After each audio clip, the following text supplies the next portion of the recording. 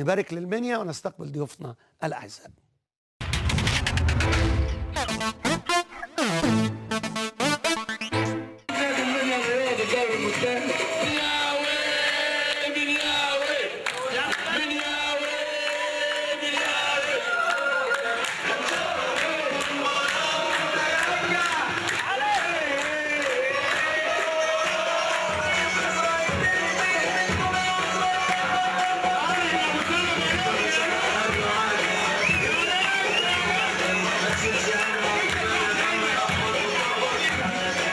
مهما عملنا تكريم للعيبه مش هنوفيهم حقهم، لان زي ما انت قلت كده عيال رجاله باقل الامكانيات، بل من غير امكانيات استطاعوا انه يطلعوا الاول وبفرق عن الثاني ويدخلوا دوري الترقيه.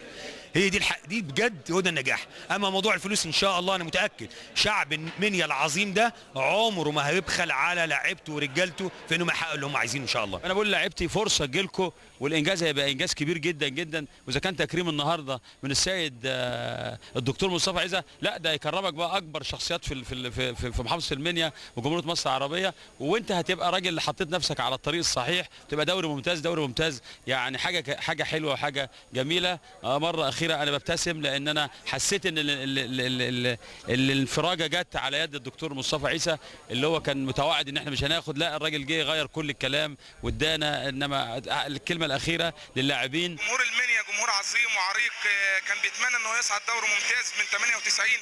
الحمد لله المجموعه اللي موجوده اللعيبه الفضل ليهم والمدير الفني والجهاز كله باكمله ومجلس الاداره ان احنا الحمد لله قدرنا ان احنا نسعد جمهور المنيا اللي انت شايف حضرتك بره من امبارح. الجمهور ما نامش وهيستمر وهيستمر وهيستمر لغايه ما يبدا الموسم الجديد في الدوري الممتاز ان شاء الله. ربنا كرمنا وصعدنا الحمد لله رب العالمين بعد غياب من 97.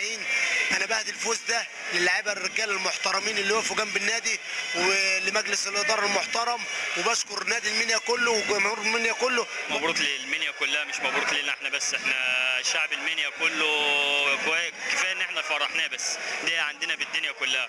والحمد لله الحمد لله من بعد حوالي 14 سنه ولا 15 سنه المنيا ما كانش في الممتاز، وصلنا الحمد لله باولاد البلد، وكلهم ولاد البلد اللي صعدوا بيهم، يعني مش حد من بره، كلهم ولاد البلد والناس كلها بتحب بعضيها، والحمد لله اللي احنا صعدنا دوري ممتاز يعني الحمد لله. سعداء بهذا الحدث من دي لها 16 سنه، يعني الحمد لله نادي المنيا مش في الاضواء، والحمد لله نحمد ربنا يعني ثم اللعيبه تعبنا وربنا يدينا على قد تعبنا، فربنا يكرم باللي جاي ان شاء الله باذن الله. اوصف لك مدى فرحه اهل المنيا، انا ببقى ماشي في الشارع اهلي واصحابي والناس كلها فرحانه، ده عندنا اكتر من فلوس اكتر من ملايين، الناس تفرح في ظل الظروف الصعبه اللي عايشاها الناس دي، يعني لا يقدر بثمن. الحمد لله رب العالمين، ادينا 16 سنه النهارده والحمد لله اتحقق على ايدينا انجاز ويكاد يكون اعجاز. الفرحه الناس كلها كانت مستنياها، والحمد لله طبعا ان هي جت بعد تعب كتير طبعا ومشقه كتيره جدا، وتحملنا حاجات كتير جدا اساسا من ماديات واهانات وكل حاجه. الناس كانت بتقول اول موسم ان دي فرقه مالطا اساسا مش هتنفع تلعب كوره اصلا، دي فرقه قليله جدا ما ينفعش اللعيبه دي مش هتاخد مركز سابع، الناس كانت مصنفانا سابع وثامن وتاسع، فاحنا عملنا انجاز لنفسنا طبعا اولا والمحافظه كلها الحمد لله. احنا بندي الشعب المنيا كله هذا الانجاز العظيم اللي اتحقق بعد 16 سنه.